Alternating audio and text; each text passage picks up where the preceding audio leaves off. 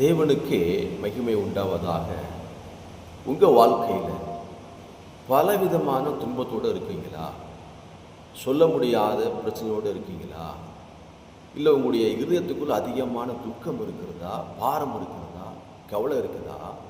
ஆண்டவர் சொல்கிறாரு, கர்த்தரே உனக்கு நித்திய வெளிச்சமாக இருப்பார், உன் துக்க நாட்கள் முடிந்து போ அப்படின்ட்டு ஏசாயா புஸ்தகத்தில் வாசிக்கிறோம். எனக்கு பிரியமானவர்களே, உன் துக்கத்தை அவர் சந்தோஷமாய் மாற்றும் முக்கத்தில் வாக்கு கொடுப்பார்.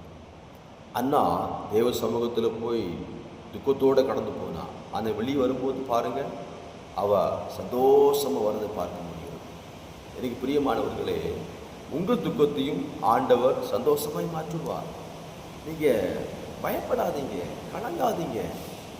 இந்த பிரச்சனை மாறலையே, இந்த வேதனை மாறலையே, இந்த நோய் என்னை விட்டு விலகலையே, இந்த கஷ்டம் என்னை விட்டு மாறல, ஒருவேளை நீங்கள் புலம்பலாம். ஆனால் ஆண்டவர் சொல்கிறார், நாளில் அவர் உனக்கு நித்திய வெளிச்சமாக இருந்து உங்கள் துக்கத்தை எல்லாம் அவர் என்ன செய்வாராம், சந்தோஷமாய் மாற்றுவார்.